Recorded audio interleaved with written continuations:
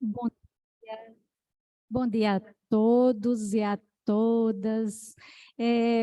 Com alegria que a gente celebra neste dia um momento assim especial, porque é momento de vitórias. 5 anos em tratamento de câncer, então é sempre um resultado favorável no meu caso, para trazer alguma palavra que possa ajudar alguém que esteja precisando para a gente continuar firme.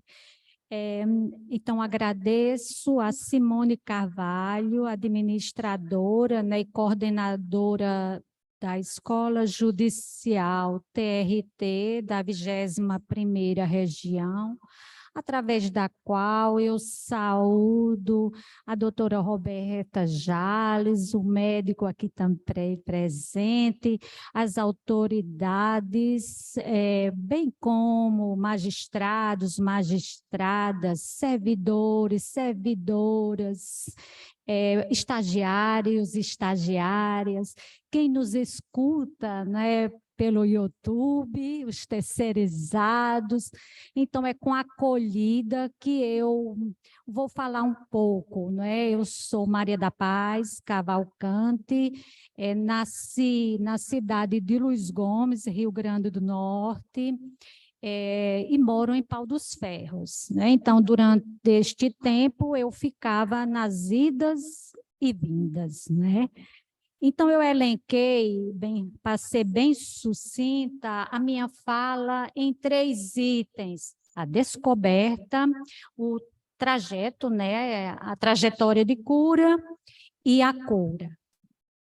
Nesse processo inicial, o que fez a diferença? O autoexame foi fundamental para que eu pudesse detectar esse nódulo.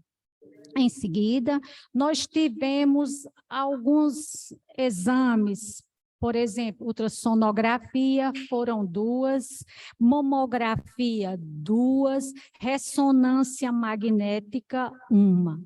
Nenhuma detectou que eu estava com câncer. Poderia ter parado ali. O tratamento, porém, iniciou para mim naquele momento, quando a doutora Roberta Jales me dizia, enquanto existia a menor dúvida, porque quando a gente apalpava, estava lá o nódulo. Então, vamos até o fim. Então, isso foi um diferencial na minha vida, né?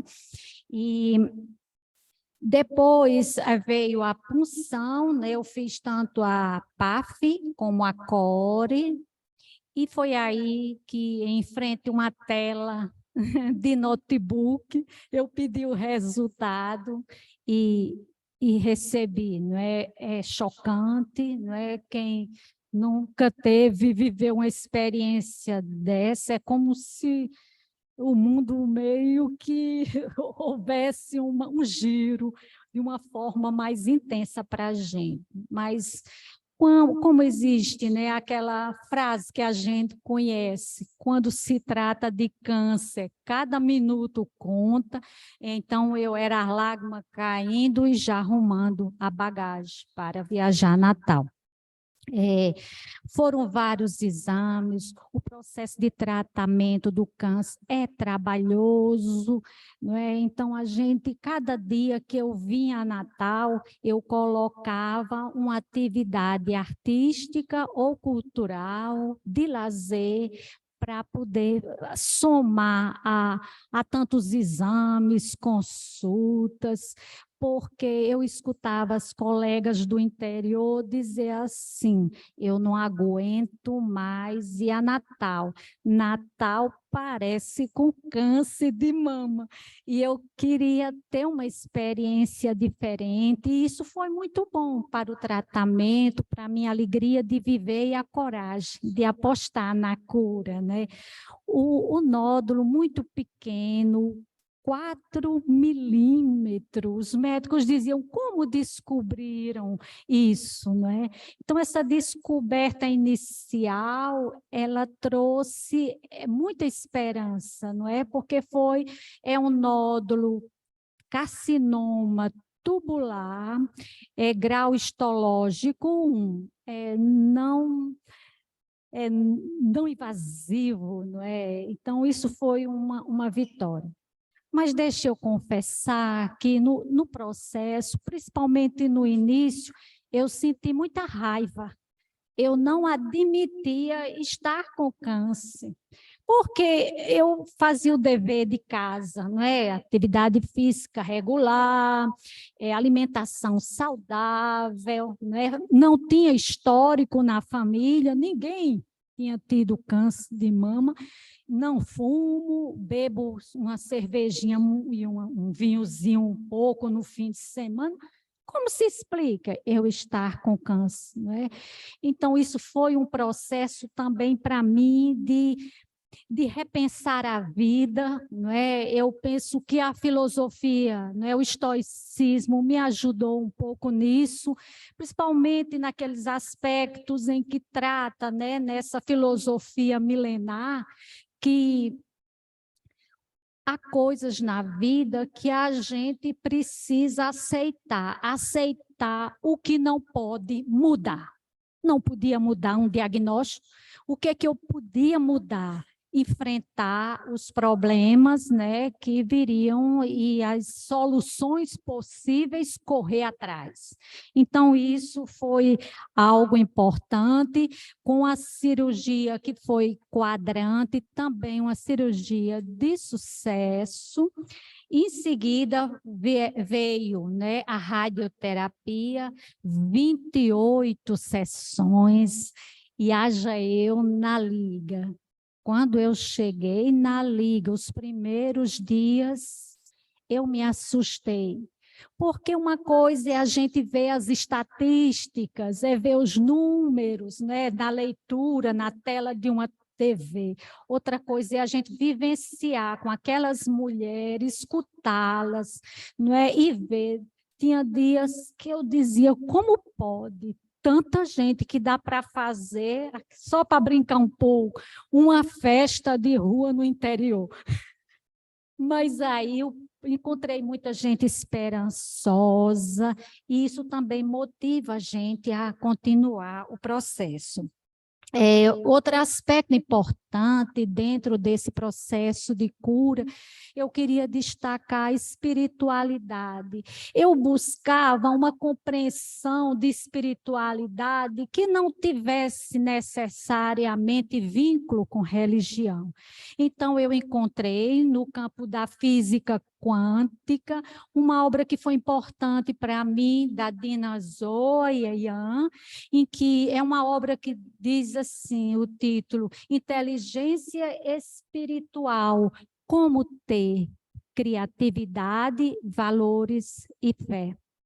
Então, essa obra foi importante porque os autores colocam que a nossa espiritualidade, em termos de população geral, tem elemento de uma cultura espiritual estúpida. Porém, é possível a gente alavancar nessa espiritualidade. Então, no campo científico, também isso foi importante para mim, né? Eu cheguei, inclusive, a fazer lives acerca dessa discussão da espiritualidade no campo científico, né? Então, foi muito importante para também me ajudar a galgar esse processo, né? Enveredei também pelas punks, eu faço parte de uma ONG, que a gente, entre outras atividades, a gente tem plantas alimentícias não convencionais, né, que são as punks, né, aqueles matos comestíveis, a exemplo da beldroega, a exemplo da Ora pronobis, cito a Ora pronobis por causa né, das pesquisas que já são avançadas. Eu passei, como essa ONG ela fica um pouco distante da cidade que eu moro, eu resolvi plantar na minha casa, fiz um jardim de punks e toda semana eu me alimento um pouco melhor com essas plantas, né, sem agrotóxicos. Estou eu lá preparando um prato de flores, né, para comer, que é um trabalho também belíssimo que tem aqui na UFRN, não é? Então, isso também tem me ajudado na parte de que se trata da alimentação alternativa mais saudável, né? E eu vivi uma vida muito corrida, né? Eram 2 vínculos de trabalho quando eu fui apresentada, né, a esse diagnóstico, né? 2 vínculos em 2 cidades diferentes, né? Atualmente eu estou aposentada em um, né? Então, eu comecei a fazer uma revisão de vida, porque quando está tudo cheio, não cabe mais nada. E aí eu fui retomar aspectos importantes da minha vida que eu tinha deixado para lá, como, por exemplo, cantar, né? Eu canto em coral e tinha abandonado, voltei a aprender, a exercitar um instrumento musical, porque o câncer dá trabalho, cansa, e é preciso a gente se cercar daquilo que também nos faz bem, nos motiva, nos alegra na vida, né? Enveredando pelo fim, a cura ela é realmente um processo, é o conjunto da obra que a gente diz, não é? E aí eu destaco o apoio, não é? O profissionalismo da doutora Roberta, da doutora Juliana, que é minha oncologista, de modo que se eu tivesse hoje, né, e que na realidade eu tenho uma palavra que eu pudesse dizer o que representa esse processo como um todo, eu digo que é a gratidão. Gratidão por todas as pessoas que estiveram no meu caminho, do quem me recebeu na portaria, dos centros, dos consultórios, quem limpou para que eu pudesse ter um espaço de higienização saudável, os técnicos de enfermagem e os profissionais da área. Eu fui muito bem recebida em todos os cantos que eu fui e precisei de atendimento aqui em Natal. Então, assim, agradeço a minha família, né, que é realmente o apoio muito intenso do dia a dia, e agradeço a vocês por estarem me ouvindo e celebrando comigo esse momento. Esse momento é de alegria e de celebração, não é? Eu estou fechando um ciclo de trabalho e de sucesso. Muito obrigada.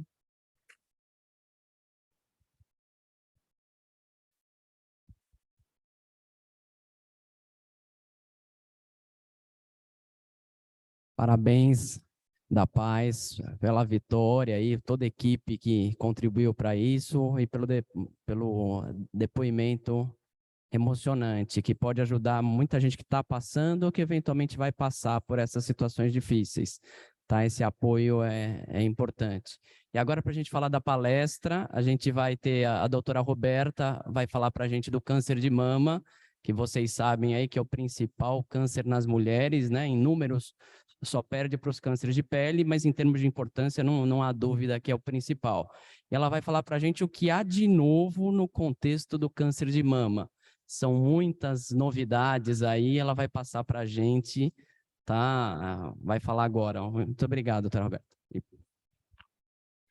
Obrigada, Fábio. Muito obrigada, da Paz, pelo seu relato.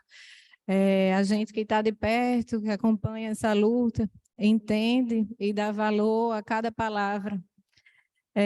Da Paz Posso dizer que ela foi um exemplo, porque ela insistiu, ela veio com exames normais, e o que a maioria das pessoas faz nesse momento é guardar o exame, e muitas vezes não passa nem com o médico. Então, ela se deslocou do interior para cá, porque existia uma dúvida, e eu acho que a minha obrigação era acreditar nela e fazer o que era possível para que isso fosse esclarecido. Fico feliz de escutar o seu relato. Parabéns pela sua força. Tenho certeza que sua história e você é um exemplo de vida e agregou muito a todos os presentes. E obrigada por me permitir entrar com você nessa jornada.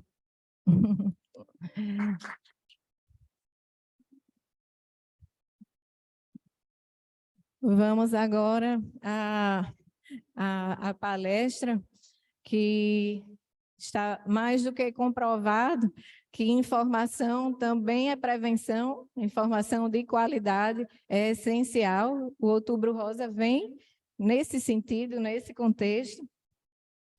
Falar sobre câncer de mama, passa aqui. Ah, que bom. Falar sobre câncer de mama é sempre algo muito delicado, como vocês escutaram, né? O relato de Maria da Paz mexe com muita coisa na mulher, né? Tem um impacto muito grande, não é simples. E não por acaso, já são mais de 30 anos que todo outubro está lá, o mundo inteiro reunido. Eu estou há 3 anos, tenho o prazer de poder ter essa oportunidade de levar informação.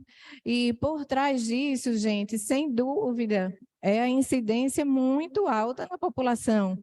Câncer de mama, como o doutor Fábio já falou, é o câncer mais comum entre as mulheres, só fica atrás do câncer de mama não melanoma, que o impacto na população é muito pequeno, e chama atenção o fato de estar crescendo a incidência. É incidente e continua aumentando. A OMS estimou para 2022 mais de 2 milhões de casos novos em todo o mundo. E o INCA estimou para o Brasil 66 mil novos casos. No ano passado era 60 mil e assim vai. Isso só aumenta. 1 a cada 8 mulheres terão câncer de mama. A gente pode sentir isso na prática. Quem aqui não tem uma amiga, alguém da família, já não acompanhou o processo de tratamento de câncer de mama? A gente vê no nosso dia a dia a expressão, né, da doença. E algo que vem chamando a nossa atenção é, inclusive, o aumento do câncer de mama em gerações mais jovens, que antes era muito comum após 50, 60 anos, e a gente não sabe direito o que está por trás disso, mas cada vez mais a gente está vendo aumento do câncer de mama também em jovens. Mexe muito com a pessoa, dá dúvidas, existe muito medo, existe um estigma histórico pelo que já foi o tratamento no passado. É uma área delicada, porque a gente está numa sociedade de mulheres extremamente vaidosas, que valorizam o corpo, a boa forma, e a gente vai tratar algo que vai envolver essa região, que pode ter um impacto na autoestima, pode ter um impacto na qualidade de vida, e também em jovens não é mais tão raro. A gente está vendo câncer aos 25, 26, 30, né? Que acaba tendo um impacto direto na vida dessa pessoa e acaba envolvendo sonhos, né? Atrapalhando projetos. Então, gente, a primeira pergunta que todo mundo faz é: como prevenir? O que é que a gente pode fazer para reduzir o risco de câncer de mama? Para responder essa pergunta, a gente precisa entender os fatores de risco da doença. O que é que provoca o câncer de mama? A gente não tem uma resposta única, porque não há uma causa isolada, é um conjunto de fatores. O principal, infelizmente, para essa plateia tão feminina, é ser mulher. 99% dos casos de câncer de mama acontecem em mulheres. Homens também podem ter câncer de mama, mas é só 1%. Então, é muito raro. Tanto que não existe nem política de rastreio. O homem não precisa estar fazendo de rotina mamografia. Já as mulheres, independente delas terem queixa ou não, elas têm que fazer a mamografia a partir dos 40 anos. E esse ponto de corte, 40, é justamente porque a partir dos 40 anos existe um marco muito claro no gráfico de incidência, que a curva começa a subir. Então, é nesse momento que a gente deve redobrar os cuidados. Existem fatores de risco que a gente fala que não mudam mais, são não modificáveis, que estão muito relacionados ao estilo de vida da mulher hoje, ao perfil reprodutivo.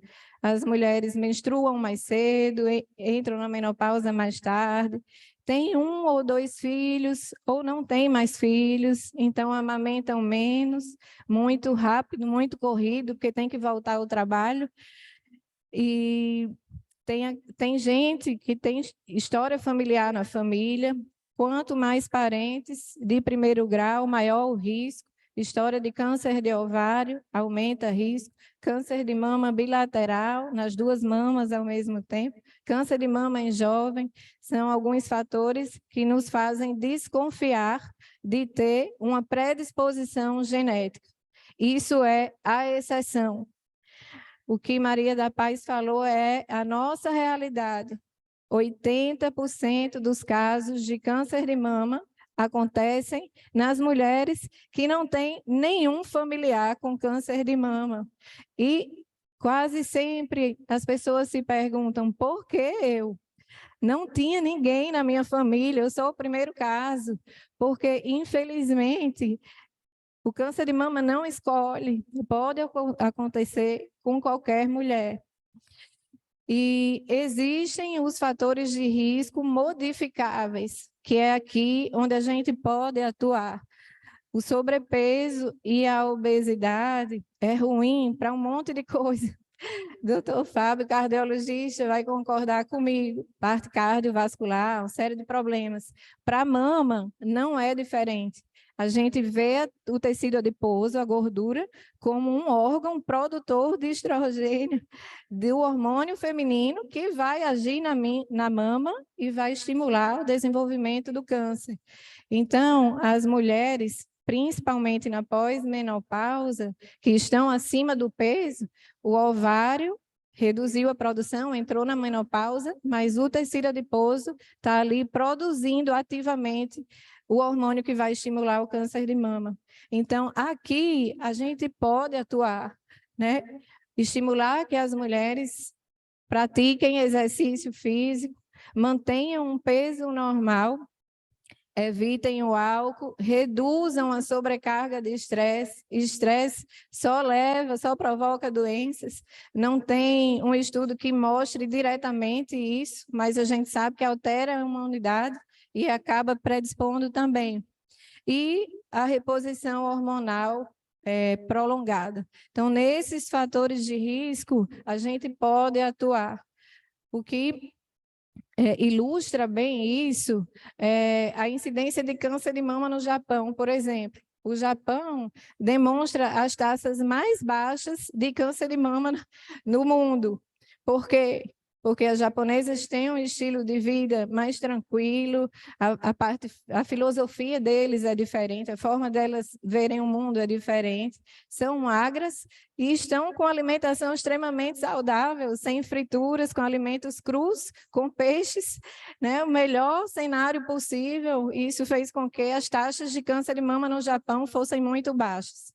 O problema é que as japonesas que saíram do Japão e foram morar nos Estados Unidos quando os estudos mostraram, foi uma explosão de câncer de mama nas japonesas, porque elas passaram a compartilhar um estilo de vida americano, com estresse, com cobranças, com alimentação de péssima qualidade, baseada em fast foods, frituras, carboidratos, alimentos processados, tudo que a gente sabe que comprovadamente é ruim e pode predispor o câncer de mama. O resultado foi um boom na incidência de câncer nas japonesas que estavam morando nos Estados Unidos. Isso vem demonstrar e confirmar que é real a preocupação que a gente tem em estimular a população a adotar hábitos saudáveis. Esse é o caminho. Nem sempre a gente consegue evitar, mas é uma redução de 30%. Maria da Paz não conseguiu evitar, mas tenho certeza que ela foi beneficiada em vários outros sentidos, e outras pessoas podem entrar nessa casuística de redução de 30% do risco de câncer de mama. E saindo da parte da prevenção, que a gente pode evitar, isso sim é a melhor prevenção, é você não ter o problema, mas se não for possível, que a gente venha para a nossa segunda opção, que foi o que ocorreu com Maria da Paz, de ter um diagnóstico extremamente precoce. Hoje, o principal exame continua sendo a mamografia. Muita gente me pergunta, não tem outro exame? E eu até pensei, se alguém aqui ia se perguntar, apareceu outro exame? Porque convenhamos que não é confortável você passar ali, aquelas compressões, ninguém vai feliz fazer uma mamografia. Nesse sentido, houve uma melhora na qualidade da imagem. Então, os mamógrafos de 30 anos eram convencionais, depois passou para o mamógrafo digital. E hoje a gente tem a tomossíntese, que é uma mamografia 3D, que aumentou em 30% a taxa de detecção do câncer em relação aos exames prévios de mamografia, que já eram bons.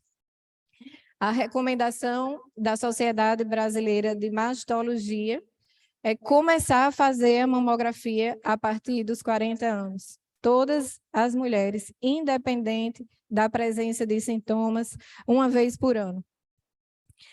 Vários estudos, a literatura é bem robusta em relação a isso, mostram redução de mortalidade em 30% a 40%, porque o problema é visto no início e a taxa de cura sobe, bem simples. Problemas, estamos no Brasil, acabou de sair na semana passada um estudo que foi feito pelo grupo da Avon, inclusive. A preocupação deles era muito real.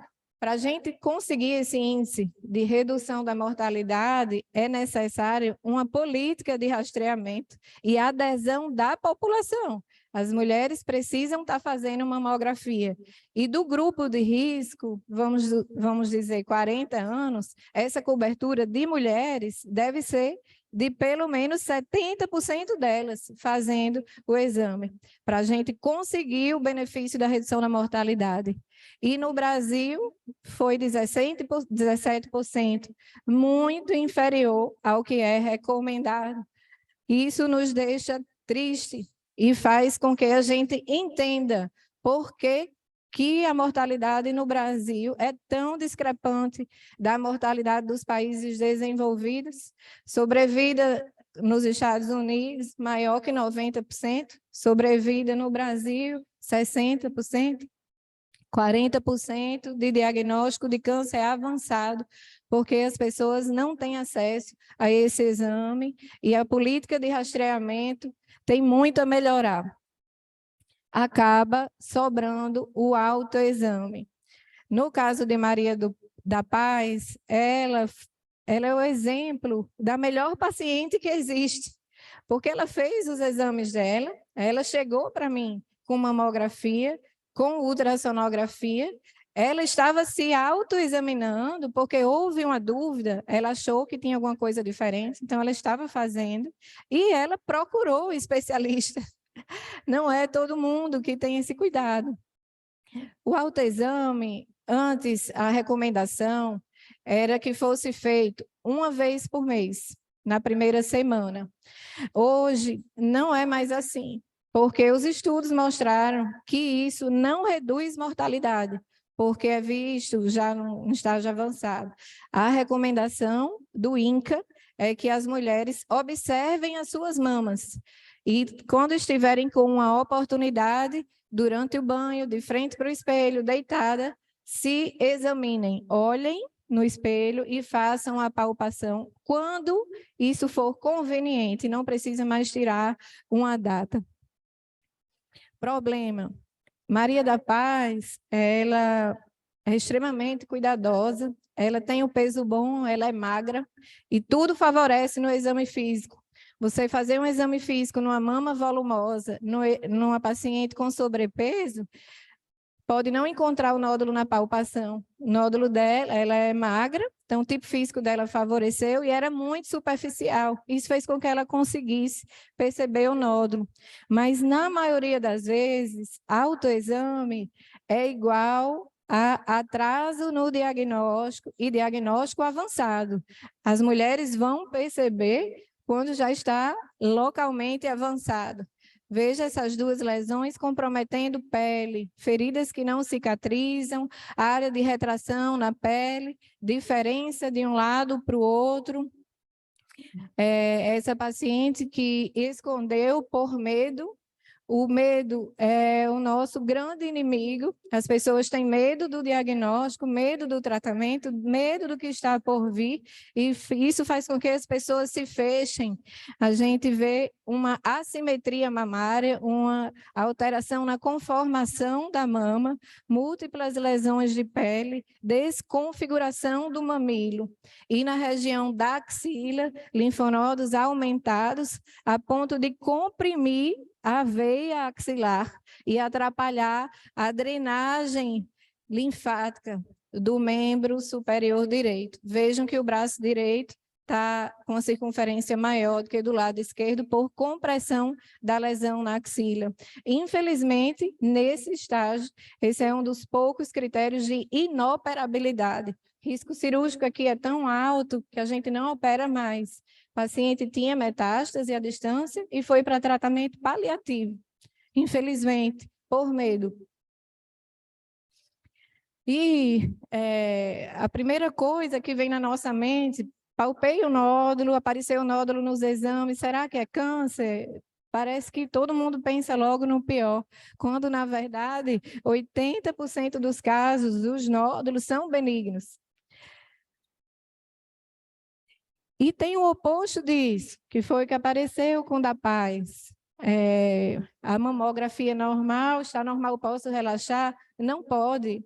O grande problema, a mamografia não é um método 100%, é o melhor, mas não é 100% garantido, porque existem mulheres que têm a mama densa.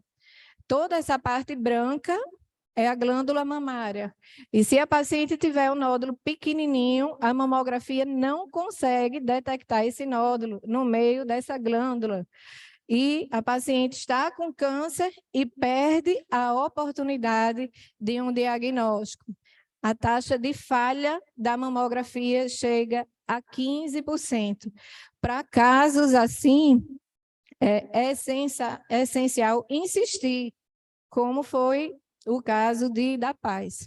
Esse estudo ele foi publicado em 2020, é um estudo indiano e contou com a participação de 150 mil mulheres, foi um estudo feito durante 20 anos. Eles não usaram a mamografia e as pacientes passavam em consulta com o especialista em mama, com o mastologista, só isso.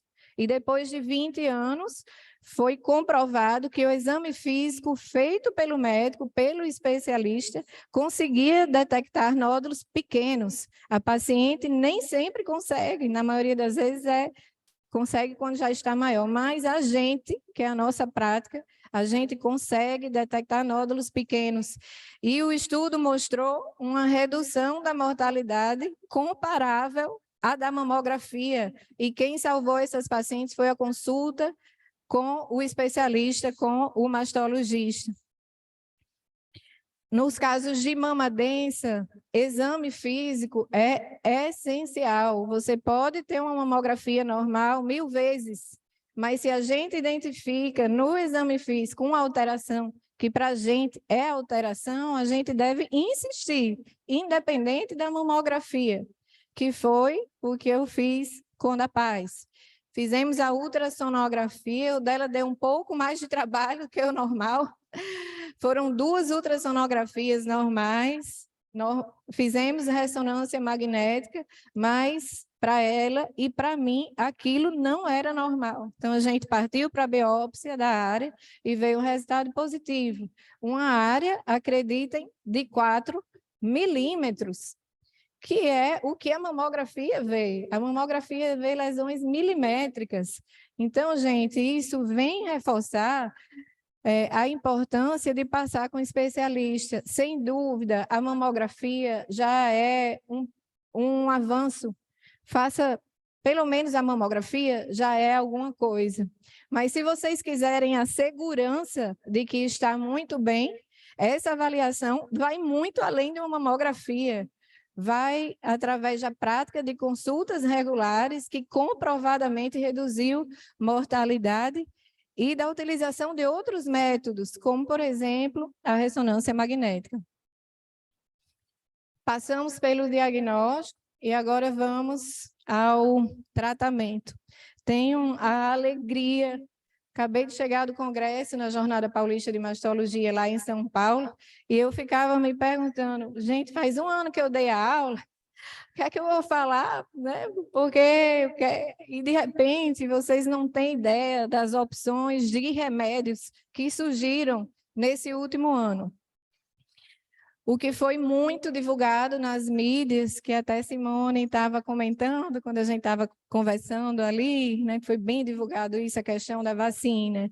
Isso é fake news? Isso é um cuidado que a gente tem hoje, cuidado com as informações que vocês não sabem a fonte. Existe muita confusão, muito fake news em câncer de mama.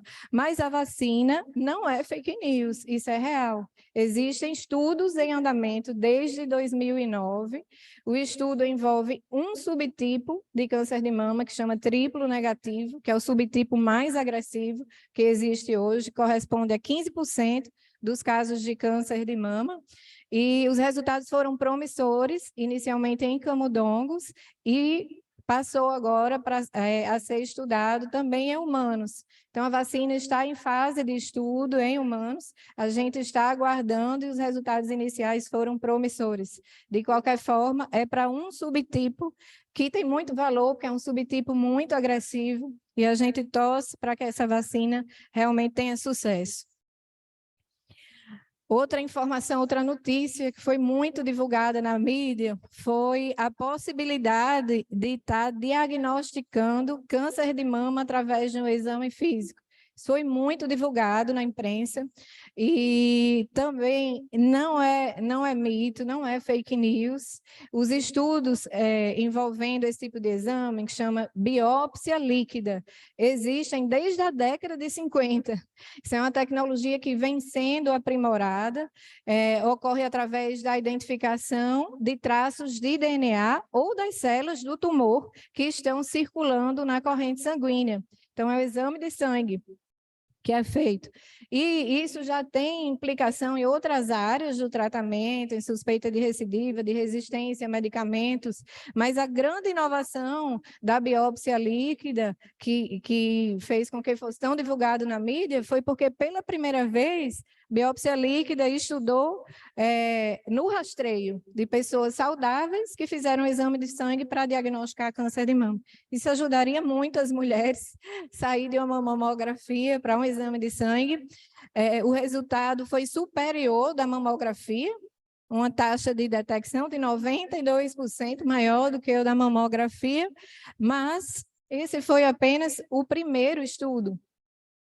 E a gente precisa de dados mais robustos.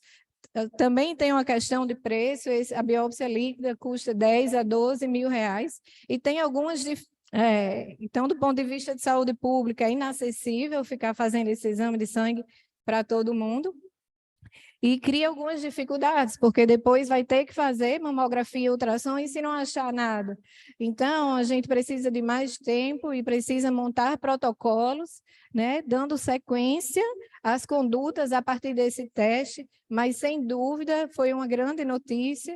A tecnologia está em estudo e a gente vai acompanhando isso nos próximos anos. Acho que isso vai evoluir. E quando a gente chega ao diagnóstico, nódulo suspeito ou calcificação, partimos para a biópsia. Como é isso? Eu tenho o grande prazer de dizer que hoje a gente já vive uma medicina de precisão. No passado, o tratamento era só cirurgia, eram tratamentos agressivos e independia do subtipo, não se conhecia os tipos de câncer, era um tratamento cirúrgico padrão, com a taxa de sucesso muito baixa. Hoje a gente entende o que é a doença. É uma doença heterogênea, existem vários tipos. Para cada subtipo molecular, existe um protocolo individual que vai ser avaliado de acordo com a idade da paciente, com as características clínicas da paciente, com a extensão da doença no corpo, com o subtipo molecular. O padrão de diagnóstico é a core biopsy, que foi esse que Maria da Paz fez, que a gente diagnosticou e que a gente identificou o subtipo dela, um subtipo favorável a tratamento cirúrgico, inclusive por ser muito pequeno. Tudo que é no início nos permite tratamentos menores, menos agressivos e com maior taxa de cura. Como é o cenário hoje da cirurgia da mama? Eu acho que nenhuma área de oncologia cresceu, evoluiu tanto igual a cirurgia da mama. A gente sai de um cenário anterior, mutilante, com deformidades, traumas, estigmas, insucesso, para um novo momento. Quando ainda é necessária a mastectomia, que é a retirada da mama, até a mastectomia evoluiu. Essa é a skin sparing. A necessidade de tirar a areola e o mamilo é se o problema estiver comprometendo a areola e o mamilo, mas não tem por que tirar a pele se a doença não está comprometendo a pele. Do ponto de vista de reconstrução, isso favorece muito a paciente. Então, a gente preserva a pele, nesse caso da skin, e faz a reconstrução com prótese. Essa mastectomia é a nipple sparing mastectomy, que nesse caso a gente conseguiu preservar a pele, a areola e o mamilo. Esse tratamento é uma realidade, a gente faz de rotina, pode ser feito tanto no sentido de tratamento quanto de prevenção. Quando a gente identifica pacientes com alto risco, que foi o caso da atriz Angelina Jolie. Ela tinha uma mutação genética que fazia com que o risco dela chegasse em torno de 80%. Então, quando a gente identifica essa mutação, esse sequenciamento a gente faz de rotina, quando há indicação aqui em Natal. Confirmada a mutação, a gente deve oferecer essa medida cirúrgica de redução do risco, que é a nipple sparing mastectomy. Não anula o risco, não zera, mas reduz em 90%. E a grande revolução no tratamento foi, sem dúvida, através da cirurgia conservadora. Os primeiros estudos foram da década de 80, com o professor Humberto Veronese. Ele era o chefe do Instituto Europeu de Oncologia, com quem eu ainda tive a honra de estar com ele quando eu fiz meu estágio lá em Milão. No ano seguinte, ele faleceu. E o professor Veronese mostrou, através dos seus estudos, que quando é feita uma cirurgia conservadora, que inicialmente era chamado de quadrante, que era um quarto da mama, técnica lá na década de 80, era um quarto da mama. Hoje nem é mais assim. Hoje a gente precisa tirar o nódulo com margem de segurança. Por isso que o termo também mudou para ressecção segmentar. Então, quando a gente faz a ressecção segmentar junto com a radioterapia, esse plus da radioterapia, em conjunto com a cirurgia, fez com que a segurança oncológica fosse igual. da cirurgia conservadora com a mastectomia. E algumas séries mostram superioridade do quadrante da cirurgia conservadora, provavelmente por causa da radioterapia. Então, aqui na linha azul, vocês podem ver uma sobrevida maior da cirurgia conservadora, mais radioterapia e uma sobrevida menor da mastectomia. E é muito importante que isso seja esclarecido na consulta, porque tem paciente que desespera e chega logo querendo tirar a mama, sendo que hoje, em alguns casos, podem acreditar que isso é má prática. A gente não está agregando em nada na vida da pessoa, nem do ponto de vista de segurança oncológica, nem do ponto de vista de autoestima, que é hoje algo que a gente busca também, qualidade de vida. Então, vejam, essa paciente foi feita uma incisão periareolar, que esteticamente favorece, porque já existe a marca da areola, é feito o preenchimento da área que foi ressecada, a gente consegue resultados muito naturais, muito próximos à realidade normal.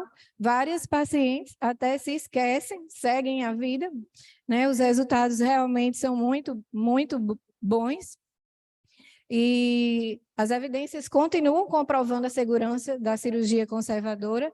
Esse foi um estudo sueco que foi publicado em 2020, quase 50 mil mulheres tratadas com câncer de mama, e o resultado foi sobrevida igual ou superior da cirurgia conservadora em relação à mastectomia. E por que está acontecendo isso? Por que houve esse avanço tão grande no tratamento centro-cirúrgico? Graças ao surgimento de novas modalidades de tratamento. É para a gente um orgulho dizer que hoje é um tratamento multidisciplinar. Da Paz falou das pessoas que estavam ao lado dela nesse processo, porque, na verdade, é um time. Começa com a gente da mastologia, cirurgia continua sendo importante, mas existem várias outras formas de tratamento que vieram agregar e permitiram que a gente descalonasse a cirurgia, saísse de cirurgia agressiva, mutilante, para cirurgias em que a vida da pessoa segue normal. Na oncologia clínica, é a especialidade que trata de remédios.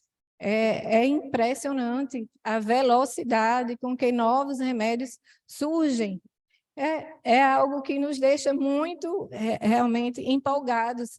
Né? Outro dia, uma repórter me perguntou, como é que você fica tratando? Eu falei, acredito no meu tratamento, acredito na melhora do tratamento, todos os estudos mostram sucesso, vejo muita vida após câncer de mama, e cada ano ainda surge um remédio novo. Esse aqui é o anticorpo droga conjugada foi um dos grandes avanços da oncologia. A gente vê o remédio como algo precioso, por quê? A cirurgia vai tratar a mama e a axila, mas deixa o resto do corpo vulnerável. Então, se você tiver uma célula que cai na circulação sanguínea, que está se instalando em outro órgão, seria um processo de metástase, quem vai tratar isso não é a cirurgia, é o remédio. Então, vejam a importância do remédio, tratamento sistêmico, seja quimioterapia, seja hormonioterapia, seja terapia-alvo, seja anticorpo droga conjugadas, seja a imunoterapia, um mundo de remédios que não existiam e que agora a gente conta com eles. Outra vantagem do tratamento multidisciplinar, existe uma tendência para subtipos mais agressivos de se começar o tratamento por quimioterapia e tumores maiores também. Então, essa paciente, ela ficou em casa durante a fase da pandemia, o nódulo cresceu, porque as outras doenças continuaram, e ela chegou com um nódulo já volumoso. A indicação aqui era de quimioterapia. A gente colocou um clipe, eu não sei se vocês veem uma pontinha branca na segunda imagem, dentro do nódulo. Isso é uma marcação intratumoral, porque a resposta à quimioterapia melhorou muito, que em alguns casos a regressão total chega a 60%.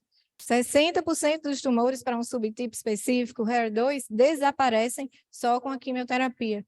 E isso permite que a gente saia de uma cirurgia maior, que é uma mastectomia, para uma cirurgia menor. A gente vai lá no clipe que marcou aonde era e tira o clipe com margens de segurança. Isso é um outro exemplo de descalonamento cirúrgico. Começa pela químio, reduz doença e, no segundo momento, a gente consegue oferecer uma cirurgia menor, com resultados fantásticos que muitas vezes passam despercebidos pela paciente. Tenho o prazer também de estar trazendo essa boa notícia. Acho que a gente vive uma nova era no tratamento do câncer de mama. Esse foi um medicamento que foi lançado na última ASCO nos Estados Unidos, chama trastuzumab deruxtecan. Ele mostrou benefício num subtipo que chama HER2 low, que antigamente não era tratado com remédios específicos. E esse subtipo corresponde a aproximadamente 50% dos casos. Então, a gente consegue oferecer, a partir de agora, a pacientes com HER2 low, esse remédio que não existia. O impacto dessa notícia foi tão grande quando a equipe divulgou o estudo no Congresso, que depois dos resultados, isso aqui é uma equipe de oncologistas, que é a especialidade que prescreve o medicamento, eles se levantaram e aplaudiram de pé a equipe de pesquisadores que mostrou esses dados. Então, obrigada, senhor. Então, gente, só para a gente concluir, o que é que mudou, né, no tratamento de câncer de mama? Mudou que hoje a gente vê o tratamento como uma modalidade multidisciplinar, não existe só cirurgia, vivemos uma fase de medicina de precisão, com imunistoquímica, com tratamentos e remédios específicos para cada subtipo, individualizando e personalizando o tratamento. Não é porque a vizinha tirou a mama, que para outra pessoa vai ser a melhor conduta. Acabou essa fase, é todo personalizado. A gente conseguiu descalonar, sair de tratamentos agressivos, mutilantes, para resultados mais eficazes, com melhores resultados estéticos, com maior chance de cura, e algo que tem muito valor, inclusive na fala da nossa Maria da Paz. Ela está completando 5 anos. A partir de agora, ela vai seguir a vida dela, vai voltar a fazer rotina uma vez por ano, igual a todo mundo. E a gente conseguiu para ela 2 coisas, que é o que a gente deseja quando alguém está precisando dos nossos cuidados. 1, alta chance de cura. 2, passar por essa forma, dessa fase de forma mais suave possível. Maria da Paz, a gente conseguiu dispensar a quimioterapia, porque a lesão só tinha 4 milímetros. Isso a poupou de uma fase que hoje é o que mais faz as pacientes temerem. Não é o risco de mutilação. As pessoas já entendem que existe cirurgia conservadora. Hoje, o que mais angustia a paciente é, sem dúvida, a fase da quimioterapia, a perda do calor, do cabelo, a mudança visual que ocorre. Então, ela foi favorecida por um diagnóstico inicial. A gente quer levar qualidade de vida, porque existe muita vida depois do câncer de mama, e ela entrou num ponto que eu achei fantástico, que os estudos não mostram, mas é o que a gente vê no nosso dia a dia, que é uma questão de rever valores e ressignificar. Então, como ela própria falou, ela conseguiu, passando por essa experiência, fazer uma grande revisão do que é a vida dela, do que é importante para ela, e eu não tenho dúvidas de que ela saiu muito mais forte. Ela cresceu, foi uma fase, sobretudo, de crescimento. Queria agradecer a Maria da Paz pelo relato belíssimo. Essa foi a foto da abertura do Outubro Rosa esse ano, no Natal Shopping. E, assim como Maria da Paz, são várias outras pessoas que são vitoriosas. Pode-se dizer que elas também venceram, e a ideia é celebrar a vida. Então, esse momento, a minha mensagem que eu queria passar, que eu fiquei pensando, o que é que eu vou falar esse ano, né? Então, eu queria trazer a vocês uma mensagem de esperança, de dizer que o tratamento evoluiu muito, que tem muito o que fazer, que se um dia alguém se deparar com isso, não se desesperem, confiem, que tem tudo para dar muito certo. Obrigada a todos pela oportunidade.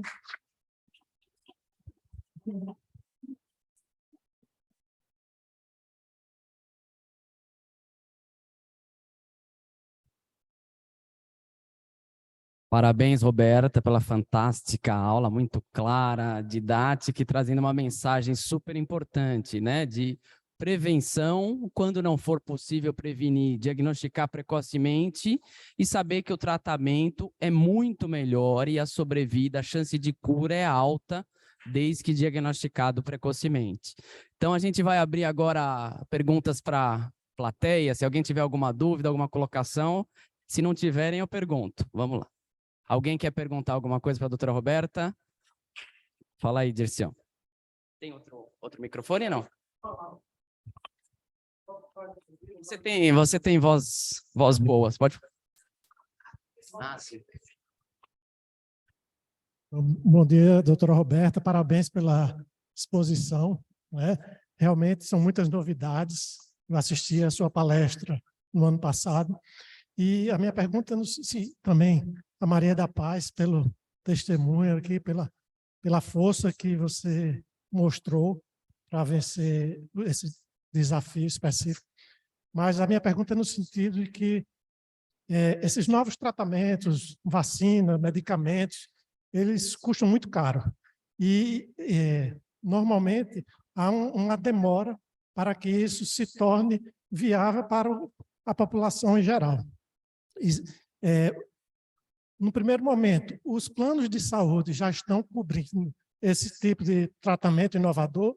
Em segundo ponto, qual é a expectativa de chegar na rede pública para ter realmente uma abrangência maior?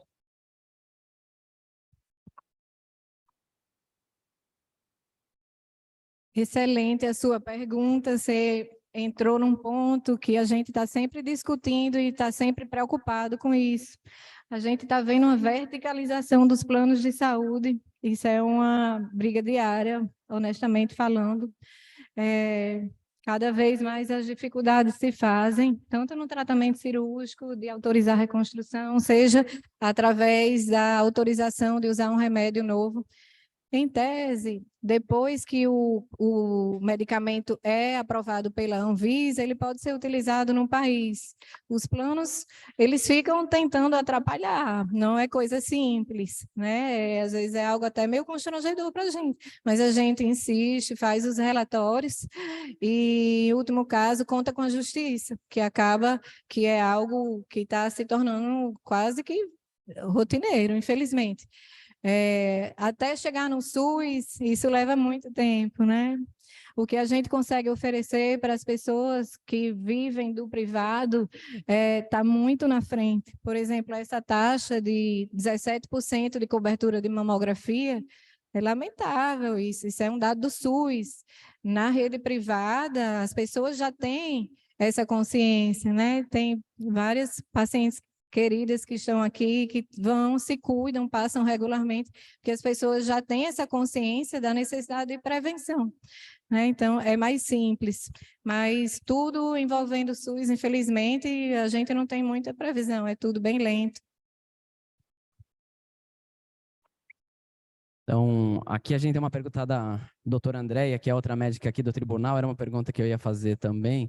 Ela, primeiro, parabeniza pela palestra, excelente e esclarecedora. Em relação às mulheres com implante de silicone, tá? Se tem alguma abordagem diferente, quais os mitos e verdades, se essas mulheres têm maior ou menor risco, tá? Eu gostaria que você comentasse um pouco a respeito, já que hoje é muito comum, né? Grande parte das mulheres tem implante de prótese de silicone. Isso, perfeita a pergunta. Realmente, cada vez mais comum. Primeiro, em relação à segurança do implante, os implantes hoje são bem seguros. No passado, havia necessidade de estar trocando a cada 10 anos. Hoje, o implante dura a vida inteira, né? Então, não precisa mais estar trocando. E a gente consegue fazer os exames tranquilamente, porque o implante ele é colocado por trás da glândula mamária ou por trás do músculo peitoral. Então, toda a glândula, pele, superfície, continua exposta para os métodos de imagem. O que poderia atrapalhar um pouco seria na mamografia, mas para isso se criaram manobras específicas, que chama manobra de Eklund. A paciente acaba fazendo a quantidade maior, né, porque tem que ter essa manobra complementar, mas em termos de acurácia do método, a gente consegue ver bem. Tem a ultrassonografia, tem o exame físico, então a paciente bem avaliada, com prótese, não há prejuízos no diagnóstico. Não há risco, por exemplo, também de acabar estourando, muita gente tem esse medo. Posso fazer a mamografia, tem medo de acabar danificando o silicone, a compressão da mamografia é lenta, é gradual e não oferece risco, então vocês podem fazer tranquilamente. Muito bem. A gente viu esses dias nos jornais que o Rio Grande do Norte teve a maior incidência do Nordeste em câncer de mama. Teria alguma explicação, alguma suposição para isso? Será que tem algum viés nisso? O que está por trás do aumento da incidência é sempre muito discutido. A gente não tem uma resposta, a gente não sabe ao certo. Existem algumas hipóteses.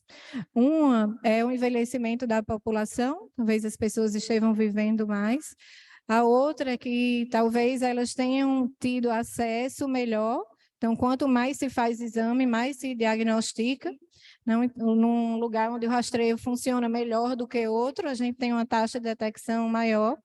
E a outra causa é algo inerente à população, característica individual, que tem alguma predisposição para ter câncer de mama, associado ao estilo de vida. No Brasil, Fábio, de forma geral, a gente não sabe o que é que acontece. Brasil, América Latina, a gente tem uma incidência de câncer, por exemplo, de mama em jovens muito maior do que na Europa. A idade de rastreio na Europa, em muitos países, é 50 anos, porque lá a incidência é em pessoas mais velhas. Mas no Brasil é inviável começar a fazer mamografia aos 50, porque é muito jovem com câncer, né? Mas a gente não sabe o que é que tem na nossa população, e por isso a gente individualiza o rastreio e coloca um ponto de corte mais precoce, de 40.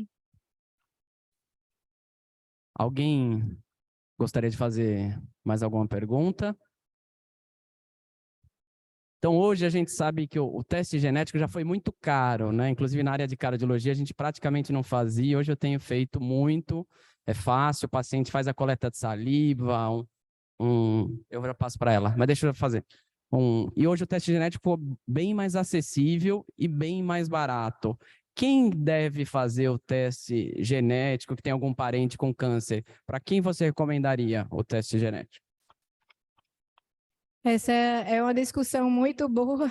Eu estava comentando, doutor Rodrigo, né? Essa é uma área bem dele. O amigo doutor Fábio é o super especialista em oncogenética.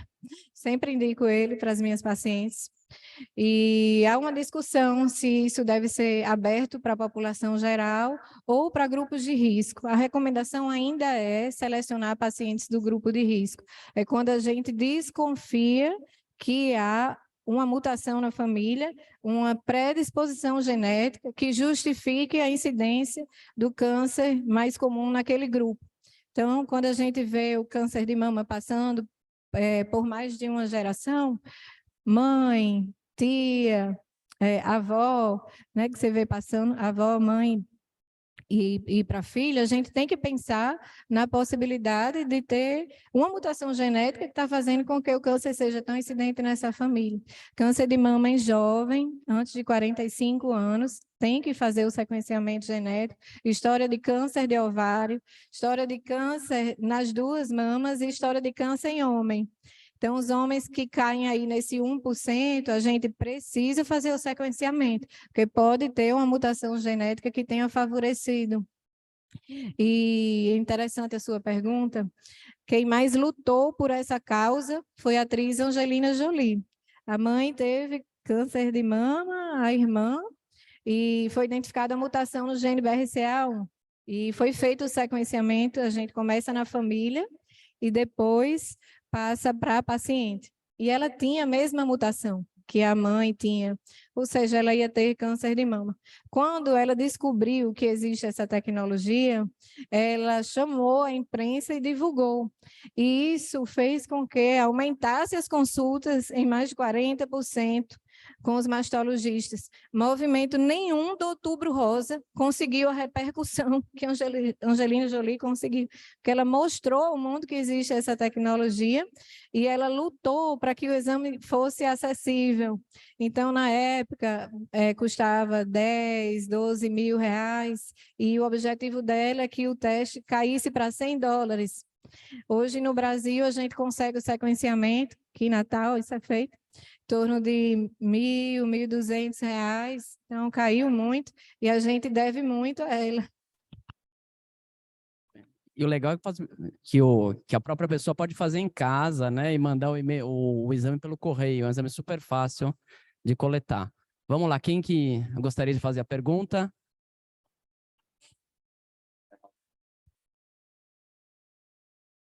Depois tem a doutora Andréia. Bom dia a todos. Bom dia, doutora Roberta. Doutora Roberta, o exame ultrassom mamário para pacientes entre 30 a 40 anos é suficiente?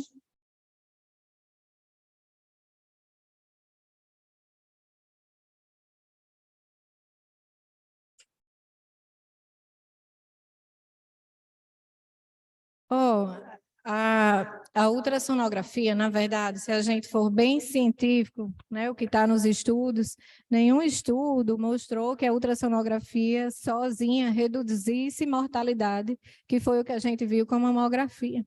Mas, na prática, se você tem um radiologista de confiança, que tem bastante experiência em mama, e se o exame for acessível, é importante que faça. Cientificamente, não há dados que comprovem, mas, na prática, eu sou testemunha de que muita gente muita vida já foi salva por causa da ultrassonografia. A recomendação do rastreio é a partir dos 40 anos para a população com risco normal, com a mamografia. Para mamas densas, só mamografia é pouco. Tem que ter exame físico e tem que ser ultrassonografia. Se a paciente tem história familiar, a gente deve começar 10 anos antes. Então, digamos, a irmã teve câncer de mama com 45, essa pessoa deve começar aos 35, ela não deve começar aos 40. Então, a gente individualiza na consulta de acordo com o risco pessoal de cada um. E, em alguns casos, a gente acrescenta ressonância para pacientes de alto risco, só mamografia é pouco. E orienta o exame físico feita pela própria paciente e consultas com o mastologista a partir dos 25 anos. Isso é o melhor, se vocês puderem. A mama densa é aquela que é composta na maior parte por glândula mamária. Uma parte da mama tem a glândula, que é aquele tecido responsável pela produção do leite, quando a mulher engravida e amamenta, e a outra parte da mama é gordura, é o tecido adiposo. Quando há um predomínio do tecido fibroglandular, a gente chama isso de mama densa. Problema, ela é branca. E o nódulo é branco. Então, se a mama aparece toda branca na mamografia, se tiver um nódulo pequenininho, a mamografia deixa passar, não detecta. Então, é uma das causas de falha do exame. Foi o que aconteceu com a da Paz. Mama dela é extremamente densa, a mamografia vai vir normal. E isso não exclui a presença de um nódulo. O Ministério da Saúde recomenda o screening até os 69 anos. Isso em termos de saúde pública, mas na prática, no seu consultório, você faz o rastreamento de neoplasia mamária até qual idade? Esse é outro problema que a gente tem enfrentado junto com os planos de saúde. Isso é uma recomendação genérica para o SUS. O SUS, por exemplo, o Ministério da Saúde, o INCA, recomenda que as mulheres no Brasil comecem a fazer a mamografia aos 50 e a cada 2 anos. Gente, é totalmente discordante do que a Sociedade Brasileira de Mastologia recomenda. Então, essa recomendação de parar a mamografia aos 69 é uma recomendação que está preocupada com outras coisas, com custos, com saúde pública, mas que não é o melhor se a gente for abordar individualmente cada ser. Né? Então, a recomendação da Sociedade Brasileira de Mastologia é que o rastreio continue de acordo com a condição de saúde da paciente. Muita gente que chega aos 70 anos, que a gente sabe que vai parar nos 90, porque são pessoas fisicamente muito ativas, estão participando do mercado de trabalho e que têm uma perspectiva de vida longa. Então, na minha prática clínica, eu sigo a recomendação da Sociedade Brasileira de Mastologia, que diz que você deve individualizar o rastreio. Se a pessoa chega aos 70 anos e já teve 2 AVCs, é hipertenso, diabético, fez um monte de procedimento cardíaco, e a gente acha que a sobrevida é pequena por causa desses problemas de saúde, a mamografia não agregará mais. Mas, se a pessoa chega bem com expectativa de pelo menos 5 ou 7 anos, ela deve continuar fazendo o rastreio. Muito bem, alguém tem mais alguma pergunta? Então vou fazer acho que a última, porque já está um pouco adiantado da hora. Então a gente sabe que muitas mulheres entram, né, na menopausa com muitos sintomas, e a reposição hormonal aumenta o risco de câncer de mama. Como ponderar os riscos e benefícios para quem indicar e contraindicar a reposição hormonal? Estou adorando as perguntas. Só pergunta boa. Esse é uma preocupação que a gente tem também. Essa parte do hormônio, está havendo um desvio, tomem muito cuidado, as pessoas estão usando hormônio, muitos que não são aprovados pela Anvisa, fórmulas manipuladas com remédios que não foram aprovados. O que eu vou falar aqui é em relação a hormônios que foram aprovados pela Anvisa, tá? Que foram testados e que a gente tem segurança. A recomendação de estar fazendo reposição hormonal é para as mulheres que estão com sintomas. Então, tem gente que entra na menopausa e passa tranquilamente, não tem uma queixa. Parece que nem entrou na menopausa. Para essa mulher, não tem indicação de estar fazendo reposição hormonal. Agora, tem gente que começa com aquelas ondas de calor, que são os fogachos, irritabilidade, insônia, que é o que a gente chama de síndrome climatérica. A gente vê a síndrome climatérica como um cenário patológico, e isso deve ser tratado. Se isso não for tratado, a longo prazo, o caminho é depressão, alteração na memória, porque a temperatura do corpo sobe, o cérebro também, há um aquecimento, e isso começa a danificar a memória. Então, síndrome climatéria a longo prazo é ruim para o corpo, isso é indicação de tratamento, mas precisa ser um tratamento sério, com remédios aprovados, com a supervisão de pessoas que entendem de reposição hormonal. Tenho visto pacientes jovens usando chips, usando uns produtos manipulados para prevenir menopausa. Uma pessoa que está menstruando regularmente, ciclando, fazendo prevenção de menopausa.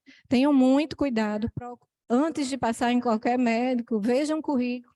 Né? A gente chegou nesse ponto com as redes sociais, a pessoa vai lá, fala, e muita gente tem aquilo como verdade. A reposição hormonal aumenta um pouquinho o risco de câncer de mama. Não é um aumento tão importante. Por exemplo, obesidade, o risco relativo para a obesidade na pós-menopausa é um risco de 2. O risco relativo para 5 anos de reposição hormonal é em torno de 1,4. É menos do que o sobrepeso e a obesidade. Se juntar sobrepeso, sedentarismo, idade, um monte de coisa, por si só, o paciente já tem um risco maior. E, às vezes, coloca a culpa no hormônio. Não é assim. É um aumento pequeno, que para quem está com sintomas, justifica, porque senão a pessoa vai passar por outros problemas de saúde. E a gente espera que seja feito em torno de 5 anos. Depois de 5 anos, na maioria das vezes, a mulher não sente nada, então já pode seguir normal. Obrigado pela resposta e esclarecimentos. Alguém quer fazer algum comentário final?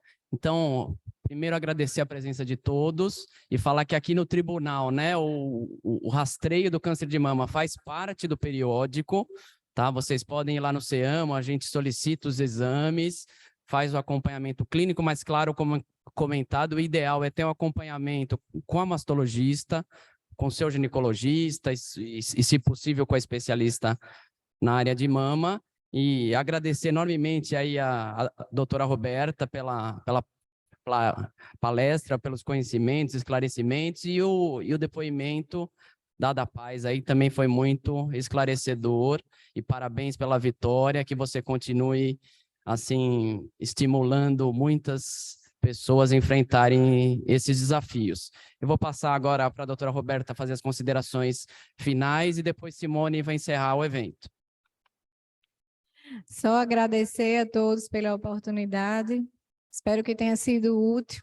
Qualquer tipo de dúvida, estou à disposição. Aí tem o Instagram, sempre que eu consigo, eu estou passando informações, que eu realmente acredito que informação é uma arma importante. E quanto mais a gente puder divulgar informação, mais mulheres serão beneficiadas. Obrigada, gente.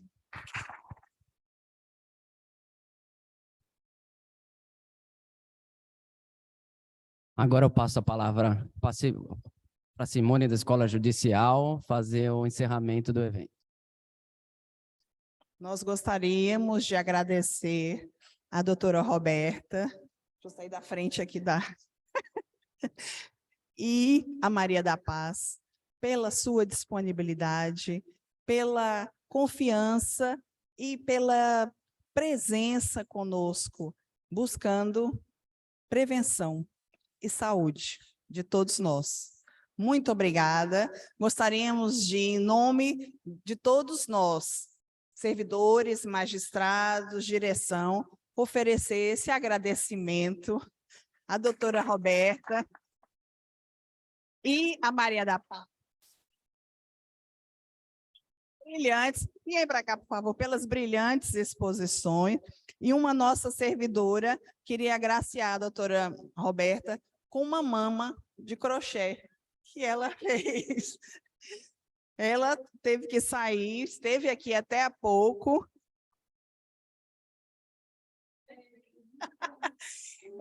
Ela, ó. Exato. E nós gostaríamos também de informar que a Escola Judicial vai estar vendendo camisetas do Outubro Rosa, da Liga, aqui fora, no mês de outubro. Estaremos vendendo dentro da escola. Quem quiser pode passar um Pix. O valor é R$30 em benefício da Liga contra o Câncer, que realmente ajuda muitas mulheres, muitas crianças, muitos adultos. Em suma, ajuda muito.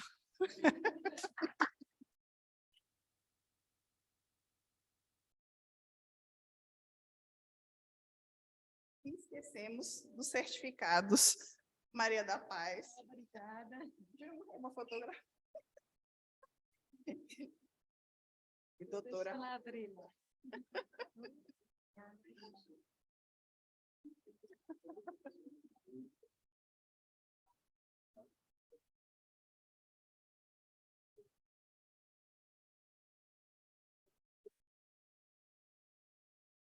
Obrigada a todos.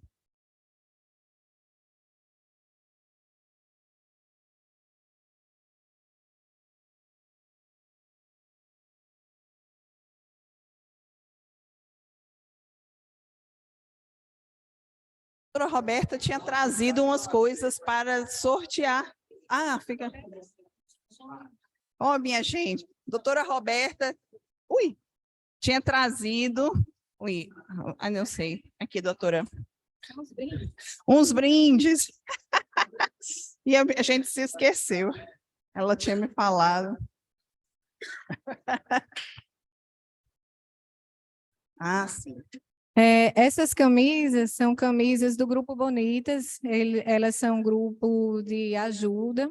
Elas se esforçam muito, elas não têm patrocínio, mas elas fazem um trabalho lindo de ajuda às pessoas com câncer de mama. E eu tive o prazer de poder ajudar nesse Outubro Rosa. Ganhei algumas camisas e gostaria de sortear para vocês aqui. Deixa eu ver quantas tem. São 4. Então, eu vou fazer 4 perguntas para ver quem responde. Perguntas bem simples. Sobre mamografia, a partir de qual idade deve começar a fazer a mamografia? E agora, quem respondeu? Quem respondeu primeiro? Hã? Depende.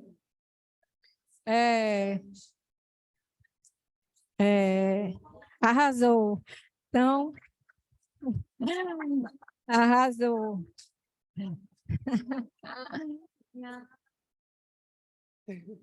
A próxima pergunta é: que hábitos de vida devem ser estimulados para reduzir câncer de mama? Isso.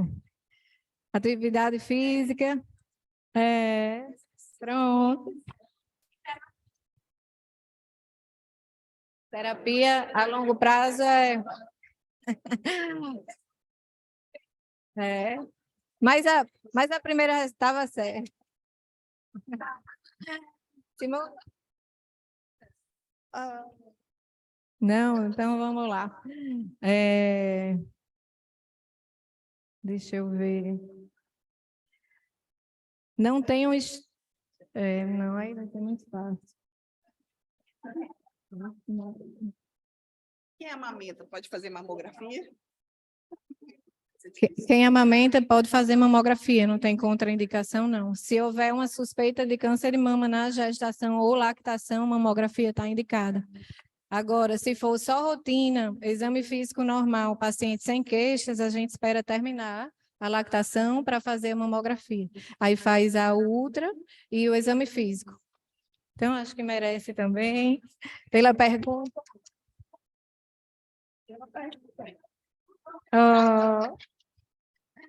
Que é importante. E, gente, eu vou pedir a permissão para dar essa para Maria da Paz.